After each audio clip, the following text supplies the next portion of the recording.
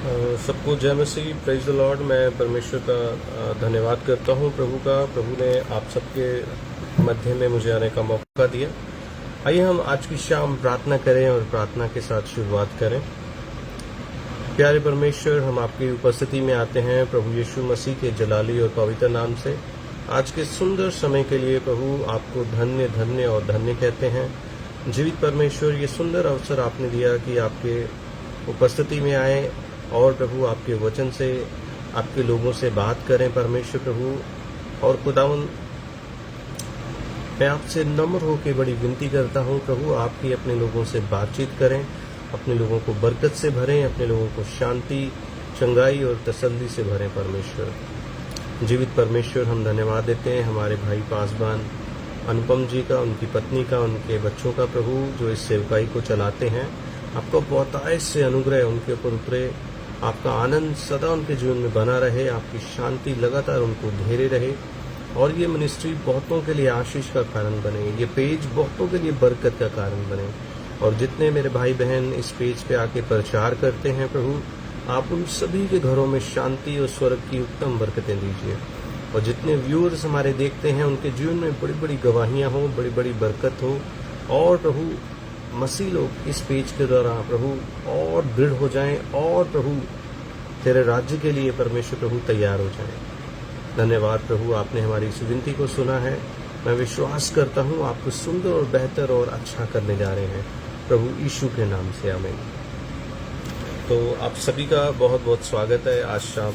प्रभु यीशु मसीह के पवित्र नाम से आप सभी का स्वागत है आज के डिवोशन में। तो आइए मिलके हम एक भजन परमेश्वर के लिए, परमेश्वर के जलाल के लिए गाते हैं। मेरा दिल बने तेरा सिंहासन, मेरी आत्मा तेरा आसन। मेरा दिल बने तेरा सिंहासन, मेरी आत्मा तेरा आसन। मेरे मन में हो तू विराजमान यीशु मेरे, तू है बड़ा महान यीशुआ, यीशुआ, यीशुआ। मेरे मन में समा जा, यीशुआ मेरे मन में समा जा। मेरे चेहरे पे तेरी रोशनी चमके, मेरी बातों से तेरी खुशबू महके। मेरे चेहरे से तेरी रोशनी चमके, मेरी बातों से तेरी खुशबू महके। कितना है तू प्यारा प्रभु, तेरी महिमा मैं सबको सुनाऊं। यीशुआ, यीशुआ, यीशुआ। मेरे मन में समा जा, तुझे देखना मैं चाहूं। तेरे और यीशु करीब आऊं, तुझे देखना मैं चाहूं। तेरे और यीशु करीब आऊं। कितना है तू प्यारा प्रभु, तेरी महिमा मैं सबको सुनाऊं। कितना है तू प्यारा प्रभु, तेरी महिमा मैं सबको सुनाऊं। यीशुआ, यीशुआ, यीशुआ। मेरे मन में समा जा, यीशुआ मेरे मन में समा जा, मेरी जिंदगी है तेरी। यीशु तू है शान मेरी, मेरी जिंदगी है तेरी। यीशु तू है शान मेरी। खुद का लहू देकर तूने मेरी जिंदगी है सवारी। खुद का लहू देकर तूने मेरी जिंदगी है सवारी। यीशुआ यीशुआ यीशुआ मेरे मन में समा जा, यीशुआ मेरे मन में समा जा। Hallelujah, praise the Lord. तो आइए मिलके एक और भजन हम गाते हैं। मुक्ति दिलाए यीशु नाम, शांति दिलाए यीशु नाम। मुक्ति दिलाए यीशु नाम, शांति दिलाए यीशु नाम। यीशु दया का बहता सागर, यीशु दया का बहता सागर। यीशु है दाता महान, यीशु है दाता महान। बोलो मुक्ति दिलाए यीशु नाम, शांति दिलाए यीशु नाम। चरनी में तूने जन्म लिया यीशु, चरनी में तूने जन्म लिया यीशु। सूली पे किया विश्राम, सूली पे किया विश्राम। बोलो मुक्ति दिलाए यीशु नाम, शांति दिलाए यीशु नाम।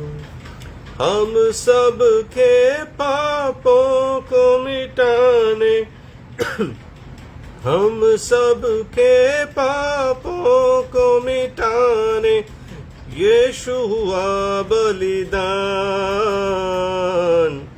यीशु हुआ बलिदान। बोलो मुक्ति दिलाए यीशु नाम, शांति दिलाए यीशु नाम। हम पर भी यीशु कृपा करना, हम पर भी यीशु कृपा करना। हम है पापी नादान, हम है पापी नादान। बोलो मुक्ति दिलाए यीशु नाम, शांति दिलाए यीशु नाम। क्रूस पर अपना खून बहाया, क्रूस पर अपना खून बहाया। सारा चुकाया दाम, सारा चुकाया दाम। बोलो मुक्ति दिलाए यीशु नाम, शांति दिलाए यीशु नाम। तो सबको जय मसीह की। एक बार फिर मैं प्रभु का धन्यवाद देता हूँ। एक गवाही के साथ मैं आज की शाम शुरू करना चाहता हूँ। हमारे घर पे एक बहन हमारी मदद करने के लिए आती है, उनका नाम पिंकी है, और वो हमारे घर पे आती है और मुझे हमेशा बोलती कि भैया आप मेरे लिए प्रार्थना करना, मेरे शरीर में दर्द रहता है, मुझे कोई अच्छी दवाई बता दो। तो मैंने उनको बोला कि क्या आप प्रभु यीशु मसीह के बारे में जानती हो? उन्होंने बोला कि नहीं मैं जानती नहीं, मगर मैंने थोड़ा सुना है उनके बारे में कि वो प्रभु हैं। तो मैंने उनको बोला कि आप अगर परमेश्वर पे विश्वास करेंगी तो आपके शरीर के सारे दर्द जाता रहेगा। उन्होंने मुझे बोला कि मेरे शरीर में दर्द रहता है, अभी मैं जयपुर गई थी, मैं दवाई लेके आई, मेरे बहुत पैसे लग गए, मगर अभी तक मुझे चंगाई नहीं मिली। और वो एक और डॉक्टर के घर में काम करने के लिए, मदद करने के लिए जाती है। वो बोलती कि मैंने वो वाले डॉक्टर साहब को भी बोला है, उन्होंने मुझे बोला तू मेरे क्लिनिक पे आ जा जयपुर में। तो वो गई और दवाई लेके आई, उसने बोला मुझे आराम नहीं है। और फिर मैंने उसको बोला कि तू बाइबल पढ़, परमेश्वर पे विश्वास कर और बाइबल पढ़, तू चंगी हो जाएगी।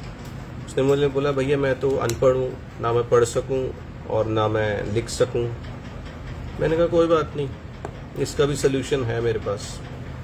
मैंने कहा अपना फ़ोन दिखा। तो फ़ोन दिखाया, मैंने उसको ऑडियो बाइबल डाउनलोड करके दी और मैंने बोला कि रोज़ सोने से पहले एक चैप्टर बाइबल का सुनना। तो उसने बोला ठीक है, और घर जाके उसने वैसा ही किया। उसने जैसे ही एक चैप्टर बाइबल पढ़ा, आप परमेश्वर को मैं बहुत बहुत बहुत महिमा देता हूँ। ये जो भजन में गा रहा था, मुक्ति दिलाए, शांति दिलाए यीशु नाम, ये सच में उसके जीवन में काम किया। और उसने बाइबल सुनना शुरू किया और उसकी जो भी जोड़ों के दर्द की समस्या थी वो धीरे धीरे कम हो गई। और एक और अद्भुत गवाही उसने मुझे बताई, कहती भैया मुझे नींद ही नहीं आती थी। तो मैंने बोला भी सारा दिन तू लोगों के घरों में काम करती है तो फिर भी तुझे नींद नहीं आती? कहती कि नहीं, सारा दिन काम करती हूँ फिर भी नहीं मुझे नींद आती है। और जैसे ही उसने बाइबल पढ़ना शुरू किया, आप विश्वास नहीं करेंगे, सुनना शुरू किया, परमेश्वर ने उसको अच्छी नींद दी। वो बोलती जैसे मैं बाइबल पढ़ती हूँ मुझे नींद आ जाती है, तो मैं अब आराम से सो जाती हूँ। नहीं तो सारे बच्चे सो रहे होते हैं, मेरा पति सो रहा होता है, मैं ही उसने एक शब्द यूज़ किया अपने लिए कि उल्लू की तरह जागती रहती हूँ इतना काम करने के बाद भी। तो मैंने परमेश्वर को बड़ी महिमा दी। मैंने कहा जहाँ यीशु नाम आ जाता है वहाँ शांति आ जाती है, जहाँ यीशु नाम आ जाता है मेरे प्रियो वहाँ पे आनंद, वहाँ चंगाई उतर आती है। और सेम इस बहन के जीवन के अंदर हुआ। ये बहन जिसने प्रभु के बारे में, एक और मेरे बहुत अच्छे नोन डॉक्टर हैं, डॉक्टर अजय कुकरेजा, उन्होंने थोड़ा प्रभु के बारे में उनको बताया था, वो उनके घर भी जाती है। तो ऐसे ही उसने प्रभु के बारे में थोड़ा सुना, पर जब वो हमारे घर पे आई और परमेश्वर ने मुझे बोला कि इसको रख ले अपने घर पे, तो हमने जब उसके साथ डील की तो मैंने उसको बताया कि संडे के संडे आप प्रभु का नाम लो और आराम से बाइबल सुनो। और उसने वैसा ही किया, उसके जीवन में शांति भी आई, नींद भी आई, चंगाई भी आई। तो हमारा प्रभु देखिए कितना ही भला है मेरे प्रियो। जो लोग विश्वास करते हैं उनके लिए परमेश्वर चमत्कार करता है। तो आइए मिलके आज की शाम मैं आपका ध्यान लेके जाना चाहता हूँ। हम पढ़ेंगे लूका रचित सुसमाचार उसका 8 अध्याय और 22 पद को हम पढ़ेंगे और 25 तक पढ़ेंगे। और यहाँ पे इस प्रकार से लिखा है, प्रभु का वचन यूं कहता है, यीशु आंधी को शांत करता है। और फिर वह एक दिन वह और उसके चेले नाव पे चढ़े और उसने उनसे कहा, आओ झील के पार चले। सो उन्होंने नाव खोल दी, पर जब नाव चल रही थी तो वह सो गया। और झील पर आंधी आई और नाव पानी से भरने लगी और वह जोखिम में थे। तब उन्होंने उसके पास आकर उसे जगाया और कहा, स्वामी स्वामी, हम नाश हुए जाते हैं। तब उसने उठकर आंधी को और पानी की लहरों को डांटा और वह थम गए और चैन हो गया। और उसने उनसे कहा, तुम्हारा विश्वास कहाँ था? परंतु वे डर गए और अचंभित होकर आपस में कहने लगे, ये कौन है जो आंधी और पानी को आज्ञा देता है और वे उसकी मानते हैं। तो ये परमेश्वर का अति प्रिय वचन, इसके पढ़े और सुने जाने पे और अमल किए जाने पे बड़ी आशीष हो। तो आइए मिलकर थोड़ी देर के लिए आज की शाम इस वचन के ऊपर हम मनन करते हैं। आज हम मिलकर थोड़ा सा गलील की झील के बारे में सीखते हैं। बहुत कम बार होता है कि झील की चर्चा की जाती है। एक बहुत पुराने राइटर है, तरतुल्यम उनका नाम है। वो इस प्रकार से कहते हैं कि जब यीशु मसीह का समय था तो इस झील के अंदर 230 के से लेके 250 के करीब किश्तियां चलाई जाती थी इसके अंदर।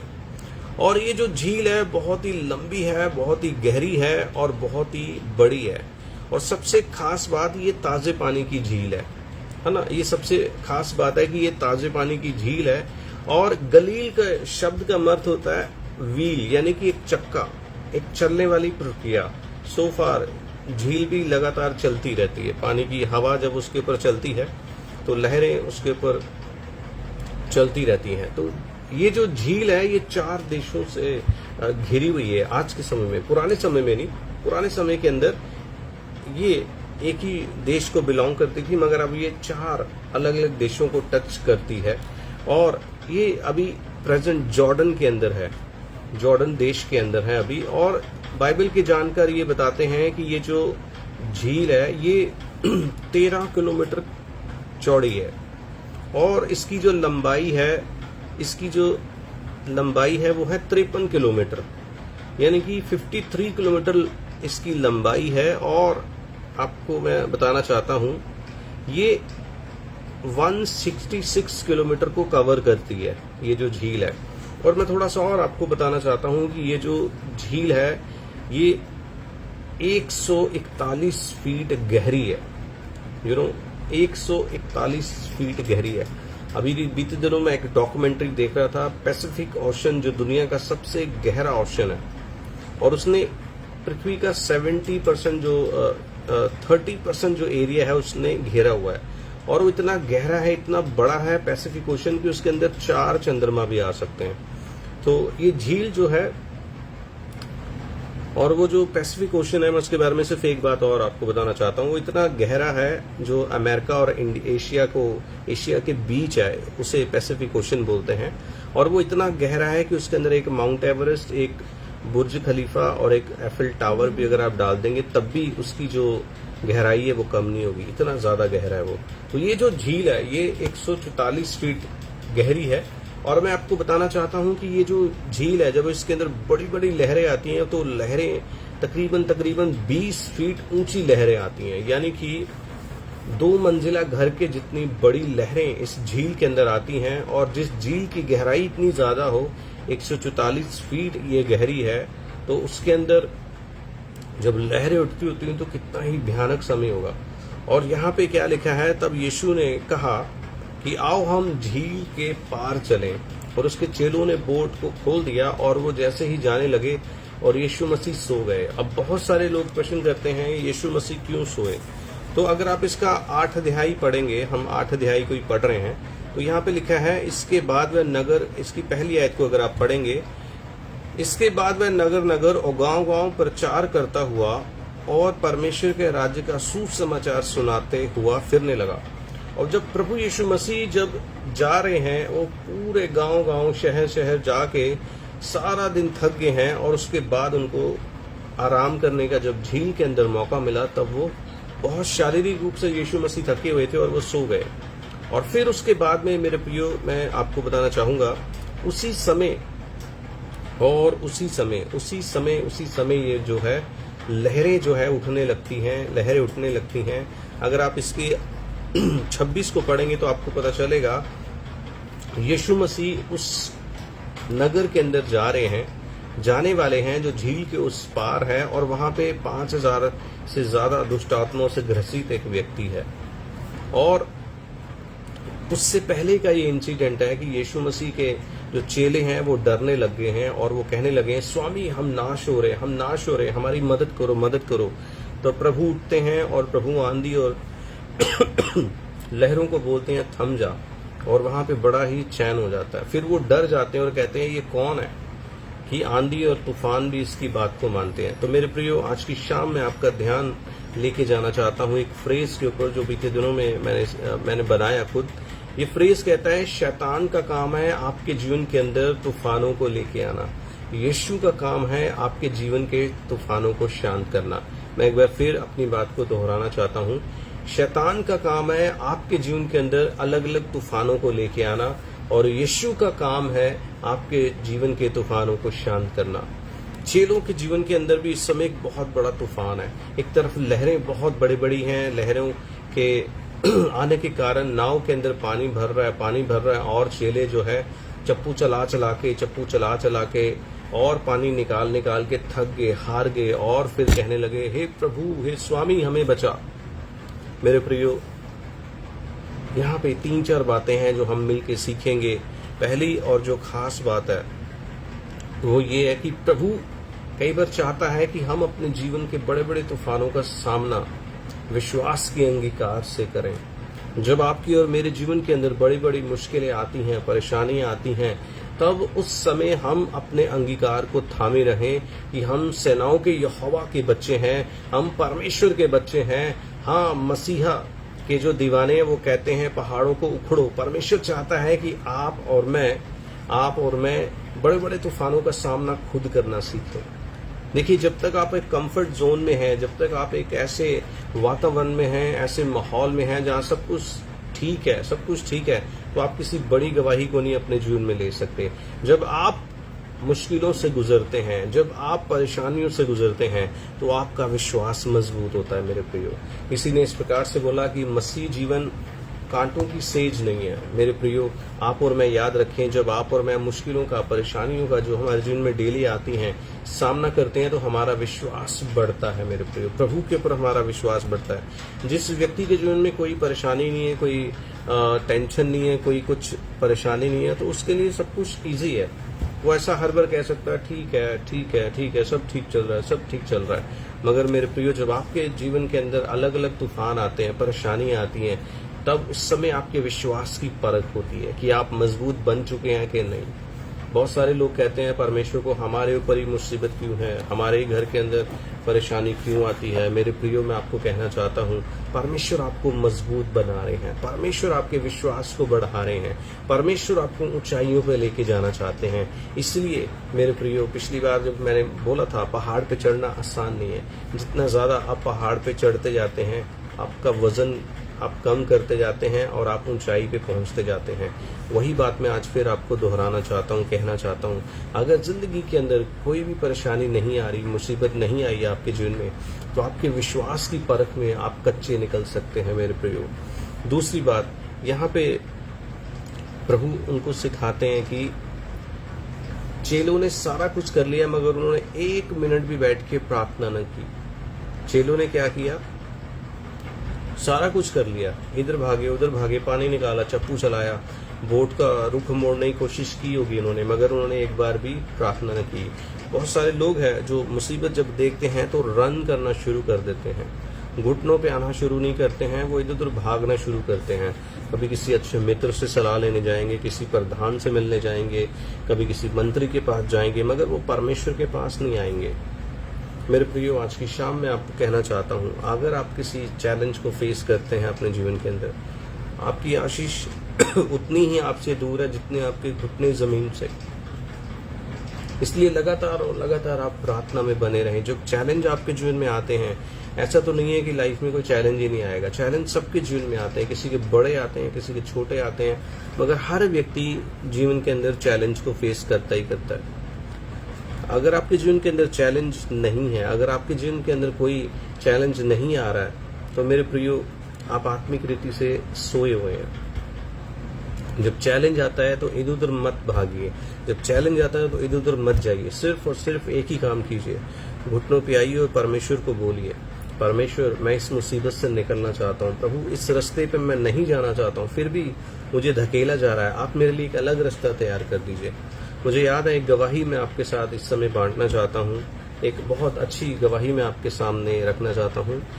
मेरे जो बड़े भैया हैं, उनकी जो मेरी जो भाभी हैं, उनके पापा प्रभु के पास चले गए बीते सालों में, बट उन्होंने मुझे एक बहुत अच्छी गवाही बताई, बहुत ही सुंदर गवाही बताई, जो मुझे बड़ा प्रभावित करती है।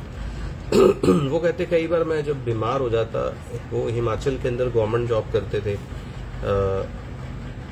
जल विभाग में, तो जब वो हिमाचल में जॉब करते थे तो वो मुझे बोलते थे कि बेटा, मैं जब जवान था, मेरी शादी होगी, तो मैंने एक दिन में 50 चैप्टर बाइबल पढ़ ले। मैं, मुझे कैसे?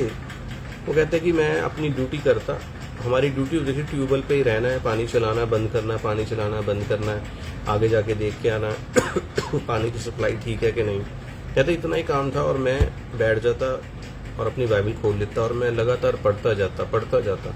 कहते एक दिन मैं बीमार हो गया, बहुत ज्यादा बीमार हो गया, और मैंने परमेश्वर से सीधा पूछा, प्रभु ये मुसीबत मेरे पे क्यों आई है, मैं क्यों बीमार हूँ। तो कहते प्रभु मुझे बोलता कि तूने ये वाली बात नहीं मानी है मेरी, इसलिए तू बीमार है, तूने ये वाली आज्ञा को तोड़ा इसलिए तू बीमार है। कहते मैं उसको करेक्ट करता, अपने जीवन को मैं करेक्ट करता, उस बात के लिए मैं पश्चाताप करता और अपने आप को करेक्ट करता। जैसे ही मैं अपने आप को करेक्ट करता उसी दिन मैं चंगा हो जाता। और जब मैं ये गवाही सुनी तो मैं बहुत ही आश्चर्यचकित हो गया कि प्रभु कितने ही भले हैं, कितने ही निकट हैं। हमारे जीवन के अंदर जो मुश्किल आई है, प्रभु को उसका कारण भी पता है और प्रभु को उसका समाधान भी पता है। चेलों को ये नहीं पता चल रहा, चेले क्या है, इधर उधर भाग रहे हैं, इधर उधर भाग रहे हैं, अपनी जान बचाने की कोशिश कर रहे हैं, मगर वो ये नहीं पता कर रहे प्रभु ये तूफान क्यों आया, प्रभु इससे हमें निकलना कैसे है। वो सिर्फ उस समय भागने का प्रयास कर रहे हैं। जब बहुत ज्यादा थक गए, जब बहुत ज्यादा उनके अंदर बल नहीं रहा, तब जाके उन्होंने प्रभु को बोला कि प्रभु हमें बचा, हमें बचा। मेरे प्रियो, इससे पहले कि हम बहुत ज्यादा थक जाएं, हमारे अंदर बल न रहे, इससे ज्यादा कि हम और पाप की दलदल में धंस जाएं, परेशानी में हमारा जीवन और गहराई में चला जाए, जो हालात अभी हम कंट्रोल कर सकते हैं वो हालात बदतर हो जाएं, इससे पहले हम अपने आप को सुधारें, हम अपने आप को जांचें, हम अपने आप को परखें। जब भी मैं चर्च जाता हूँ, जब भी मैं कभी पुलपिट पे पैर रखता हूँ, तो कई बार मेरे मन के अंदर डर आता है, प्रभु अगर आपकी इच्छा है मैं यहाँ प्रचार करूँ तो आप मुझे खड़ा करना। अगर आपको लगता है मैं योग्य हूँ प्रभु आपके घर में कदम रखने के, तो मुझे आप वहाँ बैठने का अवसर देना। क्योंकि मुझे पता है परमेश्वर के घर में जाना और परमेश्वर की उपस्थिति में बने रहना, और जब चर्च से आप बाहर आते हो उसके बाद में आपका जीवन कैसा है सब लोग चेक करते रहते हैं। बहुत डिफिकल्ट है मेरे प्रियो।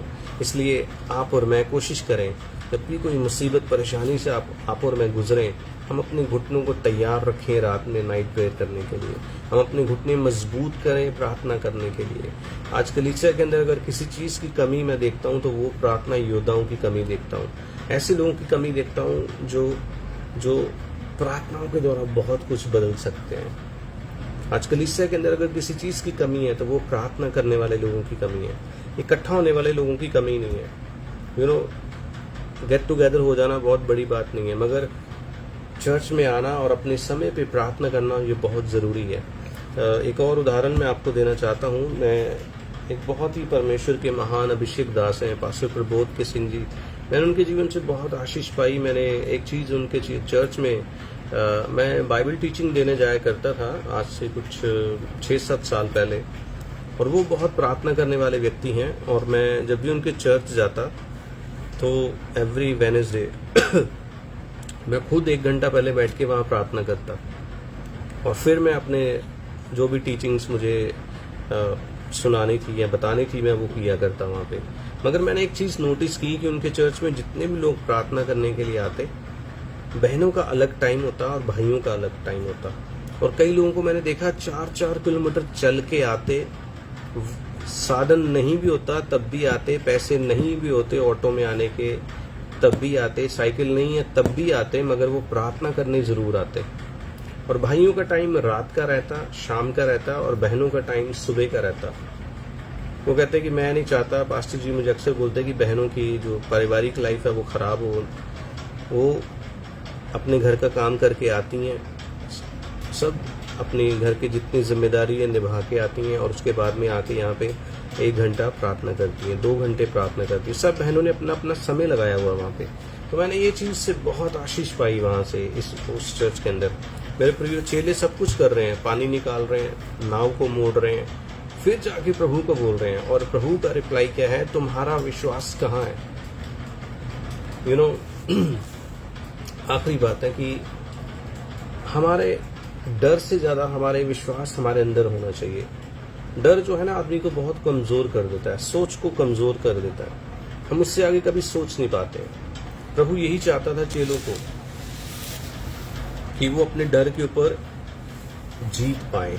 उनको डर था, यीशु उनके साथ है, फिर भी उनको डर है कि वो नाश हो जाएंगे। जबकि शुरुआत में प्रभु ने उनको बोला आओ नाव के पार चले। अगर आप ध्यान से पढ़ें इस शब्द को तो समझ आ जाता है कि प्रभु ने ऑलरेडी डिक्लेयर कर दिया था कि हम नाव के पार जाएंगे, हम झील के पार जाएंगे। सॉरी, क्षमा चाहता हूँ, वहां पर लिखा है आओ हम झील के पार चले। मगर चेले समझे नहीं, चेले को लगा भी चलो इजी है, चले जाएंगे, मगर रास्ते के अंदर मुसीबतें आई। मसीह जीवन में भी ऐसा ही लगता है कि हम धीरे धीरे बढ़ रहे हैं, चल रहे हैं, सब ठीक है, सब ठीक है, मगर जब कभी मुसीबत आती है तो हम अगर विश्वास में अच्छे नहीं है तो हम हार मान लेते हैं, हम कहते हैं आई एम क्विट, अब नहीं हो पाएगा। मेरे प्रियो, प्रभु हमें यही सिखाना चाहता है, लेट योर फियर, है ना, हमारे जो डर हैं हमारे विश्वास के द्वारा जीत लिए जाएं। प्रभु ने उनसे बोला तुम्हारा विश्वास कहाँ है? जब आपके जीवन के अंदर मुसीबत है, परेशानी है, आपका क्लेम उस समय क्या है? पास्टर प्रभु जी हमेशा बोलते हैं विपरीत हालात में भी आपका क्लेम, आपका अंगीकार अच्छा होना चाहिए। विपरीत हालात में भी क्या होना चाहिए? आपका अंगीकार क्या है? अच्छा होना चाहिए। चेलों का अंगीकार यहाँ पे उस समय गलत हो गया तो प्रभु हम नाश हुए जाते हैं, मगर अच्छा विश्वासी वही है जो ये बोले, जो मुसीबतें आए वो यही बोले कि प्रभु के अनुग्रह से हम पार हो जाएंगे, प्रभु के अनुग्रह से हम इन मुसीबतों से निकल आएंगे, प्रभु के अनुग्रह से हम स्वस्थ हो जाएंगे, प्रभु के अनुग्रह से हमारे बच्चे बहुत आशीषित होंगे, हमारी आने वाली 3 पीढ़ियां बहुत आशीषित होंगी। जब मुसीबतें, परेशानियां आपको दिखती हैं आपके आसपास, उस समय भी आपके अंगीकार को आप थाम के रखें, आपके विश्वास के अंगीकार को थाम के रखें। प्रभु ने बोला है कि हम पार हो जाएंगे तो हम निश्चय इस हालातों से निकल जाएंगे, पार हो जाएंगे। मेरे प्रियो, क्या आज ऐसा विश्वास हम में पाया जाता है? क्या आज ऐसे विश्वास की बात हम अपने मुंह से बोलते हैं? क्या हम कहते हैं प्रतिदिन मैं और मेरा घराना यीशु मसीह में आशीषित हैं, मैं और मेरा घराना यीशु मसीह में आनंदित हैं, मसीह यीशु में बाइबल में लिखी सारी बरकतें हमारी हैं, मसीह यीशु में बाइबल का हर वादा हमारे जीवन में पूरा होगा। मेरे प्रियो, क्या ऐसा अंगीकार लेके हम बैठे हुए हैं? क्या ऐसे अंगीकार को हम थाम के रखे हुए हैं कि हम मुसीबतों में कहते हैं प्रभु हम तो गए? मेरे प्रियो, याद रखिए, आपको और मुझको एक अच्छे विश्वास के अंगीकार को थाम के रखना है। शैतान का काम तूफान लाना है, मगर प्रभु का काम है उस तूफान को शांत करना, और आपका काम है उस समय घुटनों पे आना। आपका क्या काम है? उस समय घुटनों पे आना। घुटनों पे जो लोग रहते हैं, पास्टर सलीम जी एक बहुत अच्छी बात बोलते हैं, वो कहते हैं ज्ञानवान हार सकता है, बुद्धिमान व्यक्ति हार सकता है, चालाक व्यक्ति हार सकता है, मगर एक प्रार्थना करने वाला व्यक्ति कभी नहीं हारता। इसलिए मेरे प्रियो, आज की शाम में आपको उत्साहित करना चाहूंगा परमेश्वर के वचन से, विपरीत हालात में अपने अंगीकार को थामे रहें। विपरीत हालात में क्या है? आप अपने अंगीकार को थाम के रखें। आपको लगता है हालात सही नहीं है, आप सही क्लेम करना शुरू कीजिए। मुझे पता है प्रभु के अनुग्रह से ये हालात मिट रहे हैं, मुझे विश्वास है परमेश्वर मुझे इन हालातों से निकाल के अपनी महिमा मुझे दिखाएगा। मुझे विश्वास है मेरे घराने को परमेश्वर आने वाले दिनों में उठाएगा, मेरे बच्चे बहुत फलवंत होंगे, मेरा परिवार बहुत आशीषित होगा। जैसे अब्राहम को परमेश्वर ने आशीष दी, वैसे हमें भी परमेश्वर फलवंत करेगा। जैसे याकूब को परमेश्वर ने आशीष दी, परमेश्वर हमें भी आशीष देगा। वो परमेश्वर, मेरा परमेश्वर कभी नहीं बदलता। मैं जानता हूँ वो मुझसे बहुत प्यार करता है, मैं जानता हूँ वो दिल की गहराई से मुझे प्रेम करता है, उसने मेरे लिए उत्तम मार्ग रखा है। उस समय हमारा जो अंगीकार है वो क्या है? मेरे प्रियो, आज की शाम मैं कहना चाहूंगा, हो सकता है आपके हालात अच्छे नहीं चल रहे हैं, हो सकता है किसी के हालात अच्छे चल रहे हैं, मगर आपका सही अंगीकार आपको सही दिशा दिखाएगा। मेरे प्रियो, विपरीत हालात में अंगीकारों को ना बदलें। चेलों ने अंगीकार बदला मगर प्रभु ने उठ के बोला थम जा, सब शांत हो गया। इतनी बड़ी बात है मेरे प्रियो। हमारा प्रभु आंधियों को, तूफानों को शांत करने की सामर्थ रखता है, आपके जीवन के तूफानों को भी थामने की सामर्थ रखता है। इसलिए विपरीत हालात में आप सही अंगीकार रखें, कभी भी और कभी भी निराश मत होए। जब निराश आए, मैं हमेशा यहोशू की किताब पढ़ता हूँ, मुझे बहुत बल मिलता है उसको पढ़ के। आप भी जब निराश हो यहोशू की किताब पढ़ें उसके अंदर जितनी गवाहियां हैं, जब मैं उनको दोबारा पढ़ता हूँ, जब मैं उनको दोबारा उससे गुजरता हूँ, तो मुझे और बल मिलता है प्रभु में। प्रभु मुझे उन गवाहियों के द्वारा बार बार एक बात बताते हैं कि तेरा एक लंबा सफर है और इन सारे अनुभवों से मैं तुझे सिद्ध बनाता जा रहा हूँ। मेरे प्रियो, आपको भी मैं आज की शाम कहना चाहूंगा, इन सारे हालातों में प्रभु आपको सुंदर और बेहतर और पहले से अच्छा विश्वासी बना रहा है, पहले से ज्यादा अपने नजदीकी आपके जीवन में लेके आ रहा है। शैतान का काम है तूफानों को लाना, मगर प्रभु का काम है उन तूफानों को थाम लेना, प्रभु का काम है उनको शांत कर देना। अगर प्रभु हमारे संग है ना, तो हर तूफान प्रभु शांत कर देगा। आपको अपने घुटनों पे रहना है, बस आपको अपने विश्वास के अंगीकार को थाम के रखना है। बहुत बार होता है जब हॉस्पिटल की रिपोर्ट आती है तो बहुत सारे लोग आशा खो देते हैं। वो कहते हैं कि अब तो ये हो गया, अब तो वो हो गया। मैं एक सुंदर गवाही आपको बताना चाहता हूँ। एक बार मैं और पास्टर जी हम एक घर में प्रार्थना करने के लिए गए। एक बहुत ही अच्छे मसीह भाई हैं, उनके घर में हमें जाने का अवसर मिला। तो उन्होंने हमें डॉक्टर की रिपोर्ट दिखाई कि उसमें कैंसर लिखा हुआ है। तो उन्होंने बोला कि आप महीने में एक बार आके उपवास और प्रार्थना करेंगे। हमने कहा जरूर करेंगे। और जब पहला ही उपवास और प्रार्थना का दिन था, हमने प्रार्थना की। प्रभु ने मुझे एक दर्शन दिखाया। प्रभु ने मुझे उस भाई के बारे में दर्शन दिखाया कि ये स्वस्थ हो जाएंगे, ये जो काले बादल है यहाँ से हट रहे हैं। वो दर्शन मैंने देखा, मैंने उन पास्टर जी को बताया कि मैंने ये दर्शन देखा। तो उस समय हमने क्लेम किया वहाँ पे कि ये जो कैंसर है ये खत्म हो जाएगा और प्रभु आपको दोबारा से बल देगा, खड़ा करेगा, आप इस बीमारी से स्वस्थ होकर निकल आएंगे। मेरे प्रियो, उस परिवार का अंगीकार था कि महीने में एक बार उपवास और प्रार्थना की जाए तो इस मुसीबत से निकल आएंगे। उन सबकी आंखों में आंसू थे। वही एक भाई उस घर में कमाने वाले थे। और जैसे ही साल का अंत हुआ, सब उनका उपचार चल रहा था सीएमसी में, सब कुछ ठीक था। प्रभु ने उनकी रिपोर्ट्स को बदल दिया। मगर उनका अंगीकार था उपवास और प्रार्थना की जाएगी तो हमारे हालात बदल जाएंगे। क्या बीमारी के अंदर आपका ऐसा अंगीकार है मेरे प्रियो? एक और गवाही मैं आपको उत्साहित करने के लिए बताना चाहूंगा। हमारे चर्च में एक बहन आती है, उनका नाम मुझे अभी याद नहीं है। तो वो बहन का ना विश्वास बहुत बड़ा था। उनकी गवाही ऐसे है कि उनके पति जो हैं वो प्लम्बर का काम करते थे और वो बहन स्कूल में हेल्पर का काम करती थी और वो रेंट पे रहती। और जब भी मुझे वो अपने घर पे बुलाती, कहती भैया हमारे घर के लिए दुआ करके जाना। मुझे विश्वास है परमेश्वर हमें अपना घर देगा। काम, उसकी सैलरी बड़ी कम थी उन दिनों में, उसको 3-4 हज़ार रुपये सैलरी मिलती थी। और उसके पति की हालात ऐसे थे, काम मिल गया तो पैसे आगे, नहीं मिला तो 1-2 दिन फ्री भी रहना पड़ता था। और ऊपर से उनके 3 बच्चे। मेरे प्रियो, मैंने खुद अपनी आंखों से उस बहन के अंगीकार को देखा। वो हर बार बोलती थी प्रभु मुझे घर देगा। मैंने देखा कि उसने सबसे पहले एक छोटा घर खरीदा, 50 गज का उसने प्लॉट खरीदा। और जब प्लॉट खरीदा तो वो हर बार कहती भैया आप जब गुजरेंगे तो हमारे प्लॉट की उधर हाथ रख के दुआ कर देना। तो मैं जब भी उस रास्ते से गुजरता, कभी साल में 1-2 बार, तो कभी याद आ जाता तो दुआ कर देता।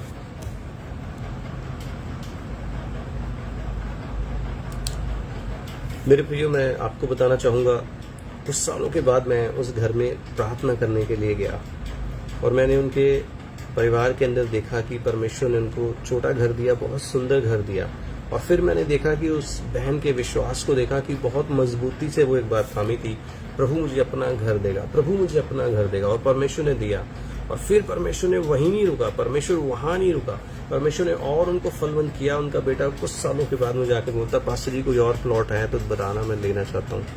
तो मुझे बड़ी हंसी आई। मैं कहा यार तू अभी अभी नर्सिंग किया है, अभी अभी तेरे कमाई शुरू की है, अपने परिवार के बारे में सोच, अभी थोड़ा और अपने भाइयों वगैरह को स्टैंड कर। और मैंने देखा कुछ सालों बाद उनका जो बेटा है, वही बेटा जो प्लॉट लेने की बात करता था, विदेश चला गया। अब उन्होंने उससे बड़ा घर ले लिया। तो जब विपरीत हालात हैं तब भी अगर आपका अंगीकार अगर अच्छा नहीं है, अगर आपका अंगीकार अच्छा नहीं है, तो मेरे प्रियो आप अपने हालातों को सुधारना नहीं चाहते हैं। यदि विपरीत हालात में भी आपका अंगीकार अच्छा है, तो मैंने लोगों को अपने जीवन के अंदर अपनी आंखों से प्रभु के साथ जो सही चलते हैं बढ़ते हुए देखा है, कम होते नहीं देखा। मैंने उनको बढ़ते हुए देखा, मैंने उनको मुसीबतों से निकलते हुए देखा, मैंने उनकी परेशानियों से उनको निकलते हुए देखा। मेरे प्रियो, अगर आज भी आप अपने विश्वास का अंगीकार थाम के रखेंगे तो निश्चय और निश्चय प्रभु आपको फलवंत ही नहीं करेगा, आशीषित ही नहीं करेगा, परमेश्वर आपको महान कर देगा। परमेश्वर आपके मुंह के अंगीकार के द्वारा बहुत बड़ी बड़ी बरकतों का हकदार बनाएगा। मेरे पास बहुत है आपको गवाहियां बताने के लिए, मगर समय अलाउ नहीं करता कि मैं निरंतर उन गवाहियों को आपको बताऊं। तो आज की शाम हमने क्या सीखा? विपरीत हालात में अपने अंगीकार को थाम के रखें, विपरीत हालात में प्रार्थना करना न छोड़ें, विपरीत हालात में भी आप अपने प्रभु से दूर ना हो। क्वेश्चन न करें प्रभु ये क्यों, ये क्यों, ये क्यों। सिर्फ ये कहिए प्रभु मैं जानता हूँ ये मेरी उन्नति के लिए है, प्रभु मैं जानता हूँ इसमें मेरे लिए कोई भलाई छुपी हुई है, प्रभु मैं जानता हूँ इसमें भी मेरे लिए कोई मार्ग है। एक अच्छा बच्चा यही अंगीकार करता है कि प्रभु मैं जानता हूँ मेरे लिए इसमें भी कुछ अच्छा रखा होगा आपने। जब आप विपरीत हालातों से गुजरते हैं तो आपका अंगीकार अच्छा रहना चाहिए। तो आइए हम मिलकर प्रार्थना करें। आज की शाम परमेश्वर आप सबको बहुत बहुत बरकत दे। और मैं विशेष धन्यवाद करता हूँ हमारे भाई अनुपम जी का, पास्टर जी का। वो हमेशा अवसर देते हैं। बीते 2 वीक से मैं कुछ प्रार्थना सभाओं में बिजी था, इसलिए मैं नहीं आ पाया। और आज की शाम प्रभु ने मुझे अनुग्रह दिया आप सबसे मिलने के लिए, आप सबसे बातें करने के लिए। मैं प्रभु का धन्यवाद करता हूँ। तो आइए मिलके हम प्रार्थना करें। प्यारे परमेश्वर, एक बार फिर आपकी प्यारी उपस्थिति में, महान उपस्थिति में यीशु मसीह राजा का पवित्र नाम लेके आते हैं। हम धन्यवाद देते हैं तमाम व्यूअर्स के लिए प्रभु जो इस समय देख रहे हैं। आप उन सभी को अपने लहू में छुपा लीजिए, उनके घरों में शांति, चंगाई और आनंद को दीजिए। यदि कोई विदेश जाना चाहता है उसके लिए बड़े बड़े द्वार खोलिए। यदि कोई जिंदगी में प्रभु अपने फ्यूचर को लेकर चिंतित है तो आप उसके फ्यूचर को और बेहतर बनाइए परमेश्वर। हमारे भाई पासवान को प्रभु जो ये पेज चलाते हैं उनके दोनों बच्चों को आशीष दीजिए। आपका पवित्र हाथ उन्हें सुरक्षित रखे, आपका पवित्र हाथ उन्हें आशीष दे। और जितने व्यूअर्स प्रभु इस संदेश को दोबारा सुने उनके जीवन में प्रभु हम आनंद, शांति और चंगाई की घोषणा करते हैं। आपके राज्य की प्रभु बढ़ोतरी के लिए उन्हें इस्तेमाल करें परमेश्वर। आपका राज्य उनके घरों में बहुतायत से प्रभु फैलने पाए परमेश्वर। धन्यवाद, आपने हमारी विनतियों को सुना। जितने मेरे भाई बहन आके यहाँ पासवान और प्रभु हमारी बहनें आके प्रचार करती हैं, आप उन्हें भी स्वर्ग से आशीष दें। उनके जीवन में कभी किसी भली वस्तु की कमी ना हो। तेरा हाथ उन्हें निरंतर थाम के रखे, तेरा हाथ उन्हें फलवंत करे। धन्यवाद विनती सुनने के लिए प्रभु यीशु के मीठे और पवित्र नाम से आमीन। तो सबको बहुत बहुत आज की शाम आप सबके लिए बहुत बहुत मुबारक हो। परमेश्वर आप सबको बहुत बहुत आशीष दे। धन्यवाद, आपने मुझे आने का मौका दिया। Thank you.